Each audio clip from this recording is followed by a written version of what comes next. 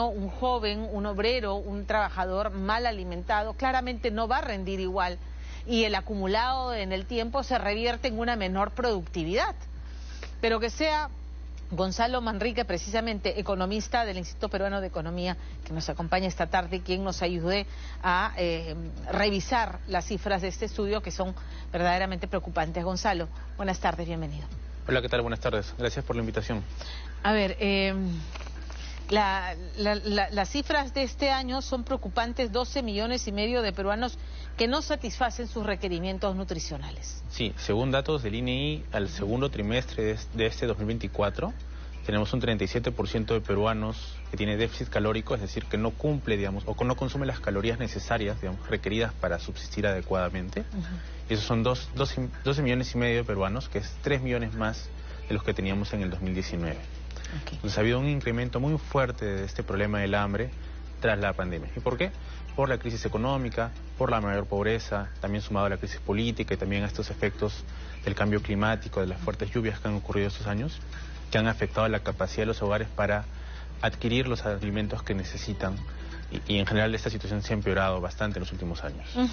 Y esto está directamente relacionado también a una economía recesiva y a un sector privado que es el que genera el grueso de los empleos formales en el país, que frente a la incertidumbre no invierten. Entonces hay menos chamba, hay menos ingresos en el bolsillo de los peruanos y por lo tanto lo primero que se recorta es la alimentación, ¿no? Exacto, tiene mucho que ver con eso. Y hay dos datos que nosotros ponemos en el informe que apuntan a eso.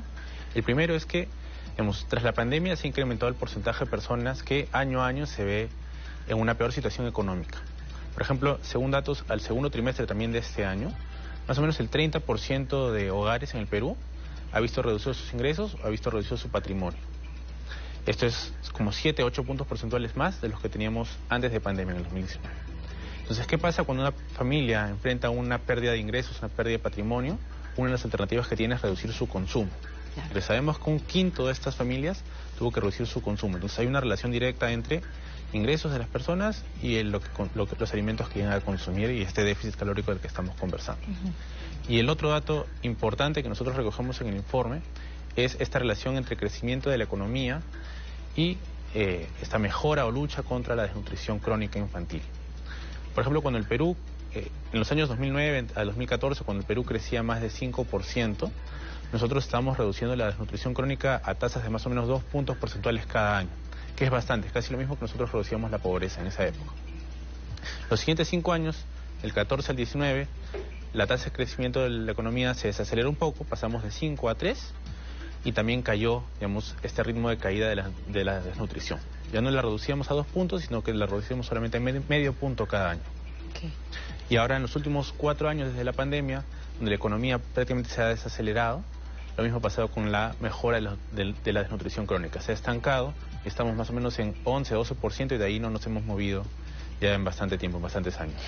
Tenemos no solamente el tema de la desnutrición crónica, sino sospecho también el incremento, que eso también está en cifras, el incremento de la anemia infantil. Lo que genera es un hándicap en las personas que están con desnutrición crónica y con anemia respecto a su capacidad intelectual en el caso de los niños, ¿no es cierto? Sí. Y respecto a la productividad de las personas. Sí, exacto. Existen muchos estudios que confirman que los primeros 5 años de vida son los más importantes para el desarrollo de una persona. Entonces, el hecho de tener anemia, el hecho de sufrir desnutrición crónica, de no alimentarse correctamente, son claves no solamente para temas de salud, sino también por temas de productividad. Un adulto, digamos, que en su infancia tuvo alguno de estos problemas, no va a tener nunca la misma productividad que un adulto que sí creció en condiciones adecuadas, y eso es lo que tenemos que tratar ese es el problema que tenemos que tratar de resolver.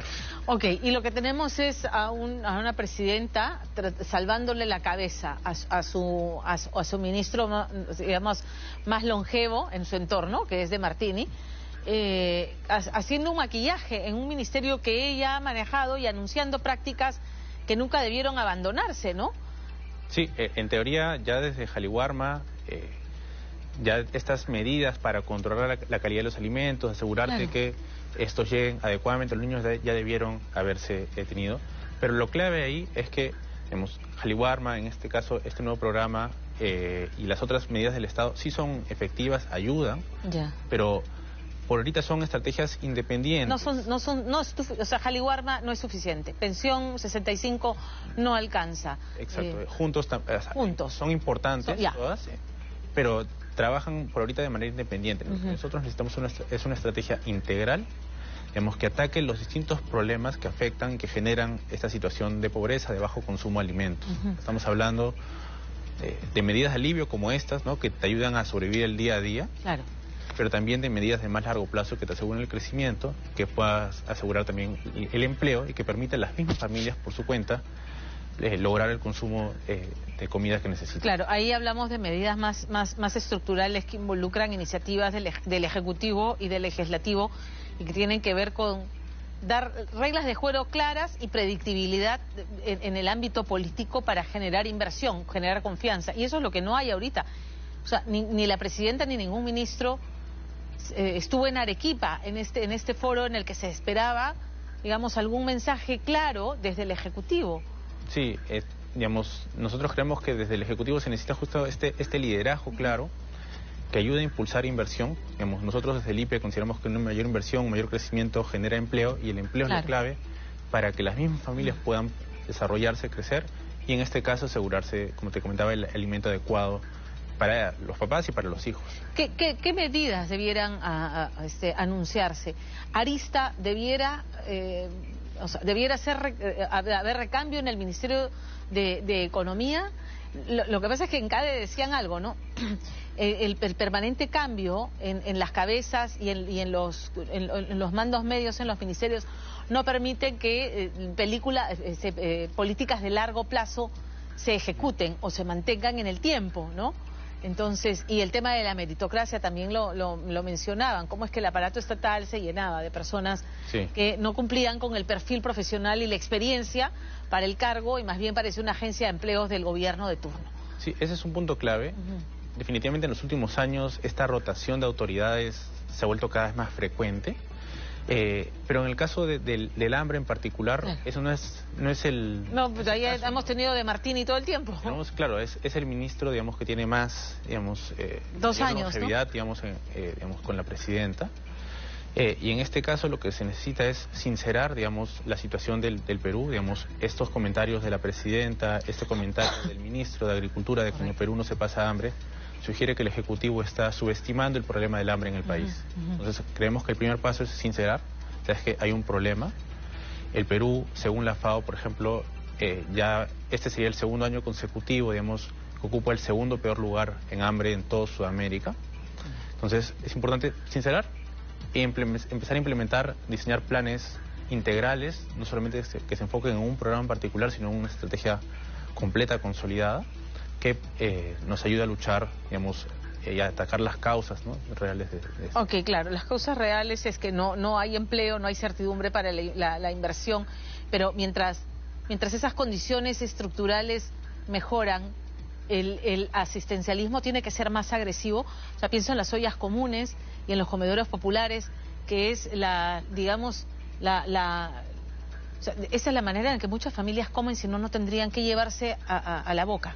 Sí, digamos, nosotros como economistas, nosotros dividimos a las políticas en dos, ¿no? Tenemos medidas de alivio de la pobreza y tenemos medidas de reducción de la pobreza. Ambas son importantes. Entonces, en el corto plazo, las medidas de alivio, como Jaliwarma, como Juntos, que te da 100 soles o 200 soles cada 2 meses, son importantes, pero eso no nos va a salir, no nos va a ayudar a reducir la pobreza de acá a 5 o 10 años. Entonces necesitamos estas medidas de reducción de la pobreza que siempre parten por asegurar un mayor crecimiento y generar empleo para las personas. Un crecimiento que está proyectado para este año, entiendo, al 3%, y con 3% vamos a seguir manteniendo o se va a seguir incrementando los peruanos que pasan a la situación de pobreza. No, todavía el crecimiento es insuficiente, digamos, por lo menos.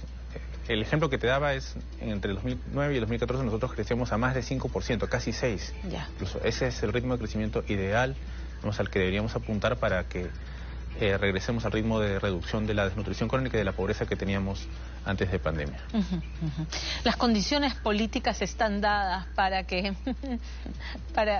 empiece a revertirse este ambiente de incertidumbre y de desconfianza? No, todavía hay mucha incertidumbre política.